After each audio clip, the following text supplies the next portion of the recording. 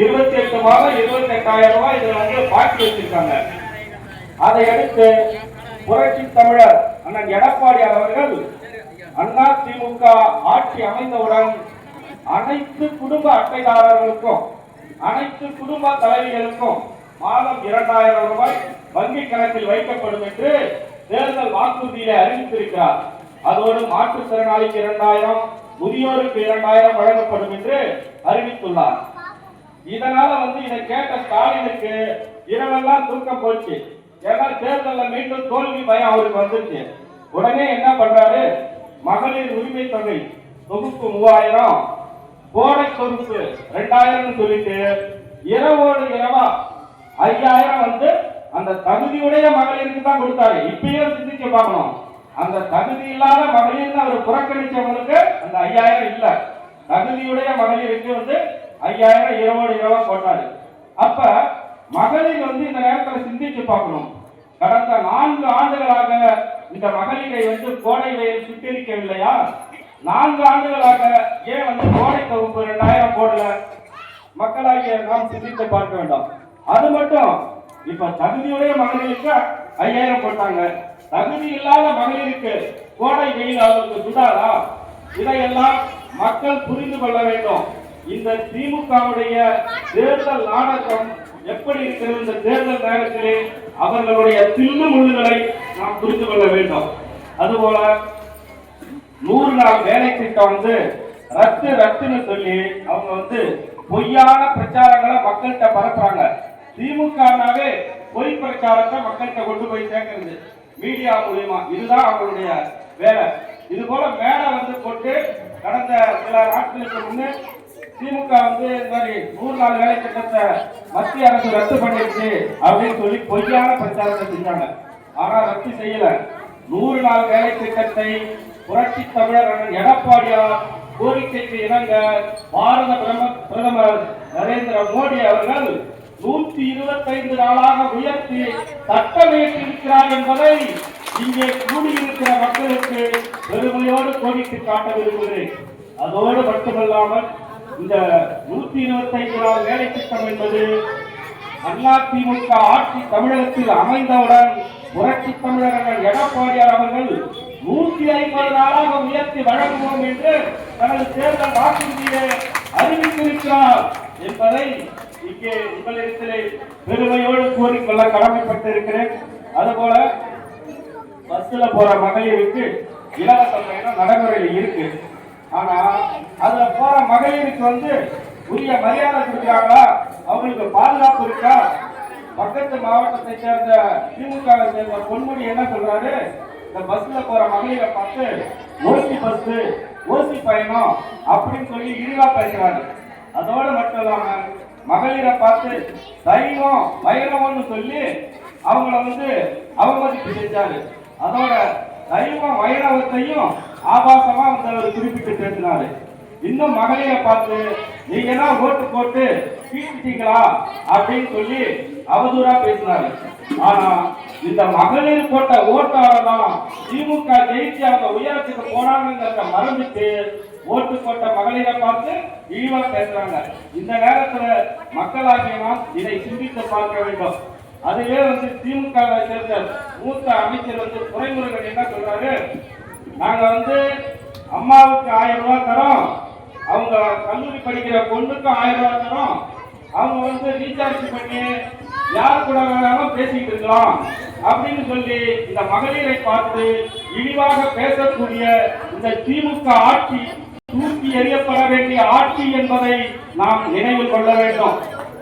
அதோடு மட்டுமல்லாமல் புரட்சி தமிழர் அண்ணன் எடப்பாடியார் அவர்கள் கழக ஆட்சி அமைந்தவுடன் இதுபோல கிராமப்புறங்களிலே வீடுகளற்ற ஏழை எளிய மக்கள், சொந்தமாக இடமற்ற ஏழை எளிய மக்கள், அந்த மக்களுக்கு அரசு சார்பில் சொந்தமாக இடம் வாங்கப்பட்டு கான்கிரீட் வீடு கட்டப்பட்டு அவர்களுக்கு வழங்கப்படும் என்றும், அதே போல நகர பகுதி வாழ் மக்களுக்கு வீடுகளற்ற ஏழைகளுக்கு அரசு சார்பில் சொந்தமாக இடம் வாங்கப்பட்டு அதிலே அடுக்குமாடி குடியிருப்புகள் கட்டப்பட்டு அந்த கான்கிரீட் வீடுகள் அவர்களுக்கு சொந்தமாக வழங்கப்படும் என்றும், அதுவே பட்டியல் பிரிவை சார்ந்த மக்களுக்கு அவர்கள் குடும்பத்திலே இருக்கிற மகன் திருமணம் ஆகின்ற பொழுது அவருக்கு தனியாக இடம் வாங்கப்பட்டு வீடு கட்டப்பட்டு அவங்களுக்கு வழங்கப்படும்.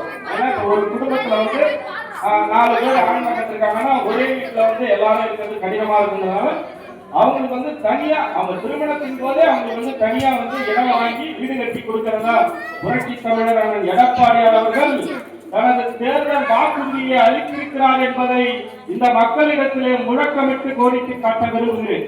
அதோடு மட்டுமல்லாமல் ஷாக் அடிக்குது மின்கட்டண உயர்வு ஷாக் அடிக்குது அப்படின்னு சொல்லி ஸ்டாலின் வந்து கருப்பு உடை அணிந்து கொண்டு தனது வீட்டின் முன்பாக நின்று கொண்டு கையிலே பதாக ஏந்தி கொண்டு தனது குடும்பத்தாரோடு நின்று கொண்டு எதிர்கட்சி தலைவராக இருந்தப்ப கோஷம் போட்டார்.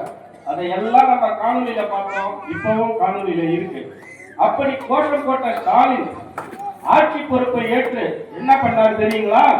ஆட்சி பொறுப்பை ஏற்பதற்கு முன்பு அவர் தேர்தல் வாக்குறுதி கொடுக்கிறார். 221 திமுக தேர்தல் வாக்குறுதியில என்ன சொல்றாங்க? நாங்க மாசம் மின் கட்டணத்தை கணக்கிடும் முறையை அமல்படுத்துறோம் அப்படின்னு சொல்லி தேர்தல் வாக்குறுதி கொடுத்தார். வாக்குறுதி கொடுத்து ஆட்சி அமைச்சு இன்னைக்கு 60 மாத காலம் கடந்து விட்டது. ஒரு முறையாவது மாதம் ஒரு முறை கணக்கிட்டாங்களா? ஏன் மாசம் ஒரு முறை கணக்கிடணும் அப்படின்னு நம்ம சிந்திச்சு பார்க்க வேண்டும்.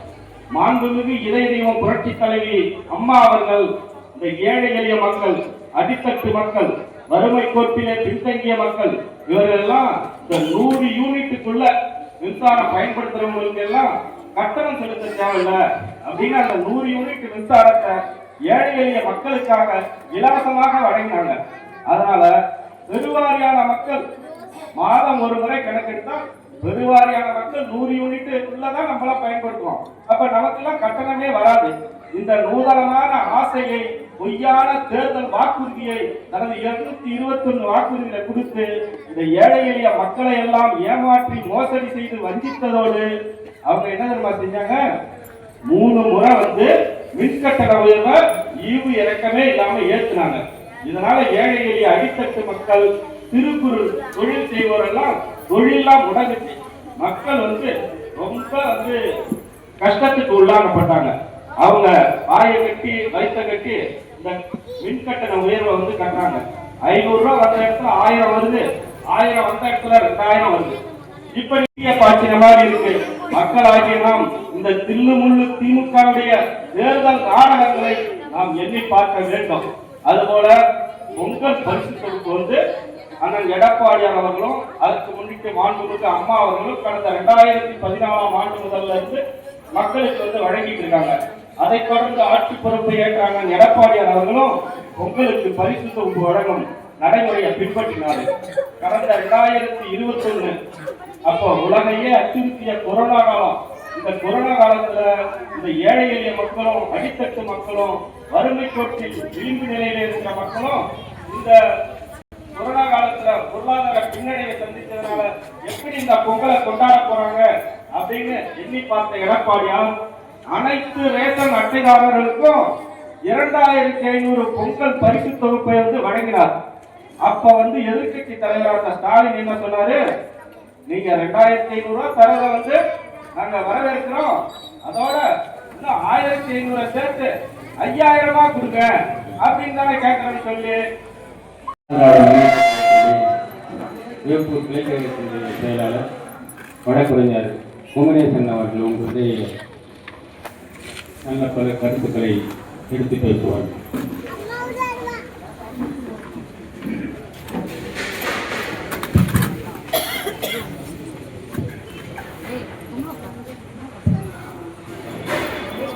குஜராத்திலே மக்களுடைய பேராதரவோடு தொடர்ச்சியாக 3 முறை ஆட்சி அமைத்து அதன் முதல்வராக பொறுப்பேற்று மக்களுக்காக நல்ல திட்டங்களை கொடுத்து அதன் அடிப்படையிலே இந்தியாவெங்கிலும் பெரும்புகழ் பெற்று இந்தியாவிலே பாரத பிரதமராக பொறுப்பேற்று தொடர்ச்சியாக 3 முறை பாரத தாய் திருநாட்டினுடைய பிரதமர் என்ற மிகப்பெரிய பொறுப்பேற்று இந்த நாட்டு மக்களை வழிநடத்தி வரும் நரேந்திர சிங் மோடி அவர்களுக்கும் மற்றும் அனைத்திந்திய அண்ணா திராவிட முன்னேற்ற கழகத்தினுடைய நிறுவனர், தமிழகத்தினுடைய முன்னாள் முதலமைச்சர், சத்துணவு திட்டம் தந்த சரித்திர நாயகன்,